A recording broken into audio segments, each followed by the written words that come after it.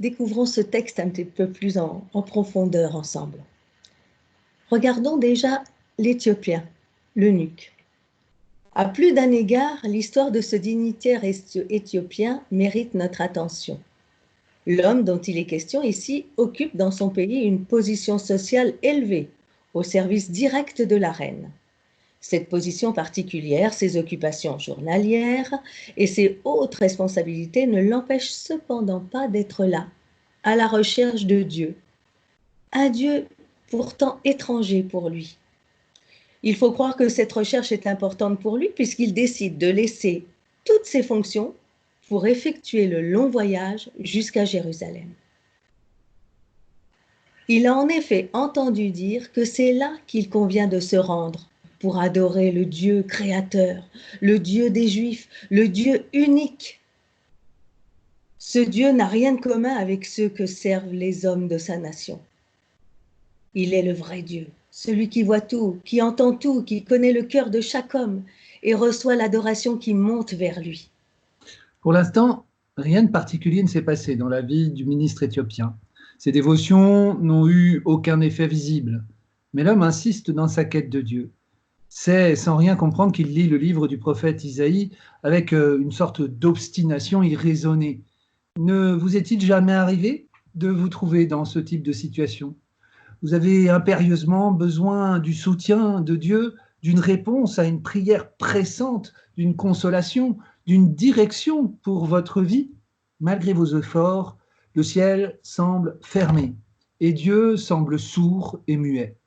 Vous en êtes peut-être même venu à douter de l'existence de Dieu ou à son désir de vous venir en aide.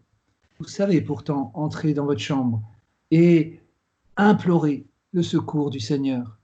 Vous savez pleurer devant lui de tout votre cœur et laisser le Saint-Esprit traduire vos prières secrètes par des soupirs inexprimables, comme le dit l'Épître aux Romains. Mais rien ne se passe. Et vous continuez à cheminer sans rien comprendre et à rechercher obstinément la face de Dieu. Mais Dieu connaît votre sincérité, votre persévérance, tout comme il a vu celle de l'eunuque éthiopien. De la même manière que dans le récit, Dieu va révéler sa présence à cet homme. Il ne restera pas silencieux pour vous au-delà du temps marqué par lui. Il est capable d'utiliser tous les moyens, même les plus surprenants, pour répondre au cœur de celui qui le cherche. Jamais il ne laissera un cœur assoiffé. Jamais il ne laissera un cœur assoiffé de lui frapper sans fin et en vain à la porte du ciel. L'évangéliste Philippe, quant à lui, est un homme qui connaît la voix de Dieu et qui est disposé à obéir sans délai à son appel. Alors que l'ange s'adresse à lui, il ne se pose aucune question sur l'origine de l'ordre qui lui est donné. Lève-toi et pars sur la route déserte. Il aurait cependant eu des raisons de contester cet ordre de Dieu. En effet, il était en pleine campagne d'évangélisation en Samarie et les âmes venaient nombreuses pour accepter Jésus dans leur vie. Alors, laisser ce travail béni et fertile pour sortir de la ville par un chemin désert sans connaître la destination défie toute logique organisationnelle. Cette portion du récit s'adresse à tous ceux qui sont en pleine activité pour le service de Dieu. Peut-être même ont-ils été conduits par Dieu dans ces activités, et non pas par leurs désirs personnels, et voient-ils des fruits nombreux à leur ministère. Mais au milieu de toute cette agitation, au milieu du bruit, des louanges, au milieu des cris de joie, des cris de victoire, que personne n'oublie de prêter l'oreille à la voix du Seigneur. Nous sommes appelés à mettre le Seigneur à la première place dans nos vies, en toutes choses, en toutes nos activités, nos organisations. Toujours chercher à toujours nous laisser conduire par lui, nous laisser conduire par l'Esprit Saint. Ce récit nous invite tous à être prêts, à tout laisser pour venir au secours d'une seule âme qui cherche Dieu de tout son cœur, même si des centaines nous entourent et réclament toute notre attention.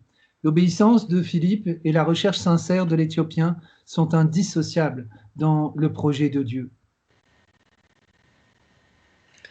Que chacun de nous, donc, soyons attentifs au souffle doux du Saint-Esprit, et que nous soyons disposés à obéir immédiatement, tout de suite, quel qu'il soit. Dans la parole, dans la rencontre, chacun de nous, nous avons besoin de cette conversion. Philippe baptisera l'eunuque et sa vie sera transformée. Au nom de notre baptême, nous avons ce devoir de l'annoncer au monde entier. Il n'y a rien de plus beau dans la vie d'un homme, d'une femme, d'un jeune homme, d'une jeune femme ou d'un enfant que de rencontrer Jésus d'une manière personnelle. Ici-bas, tout l'or du monde ne pourrait remplacer une conversion, une vie avec Dieu.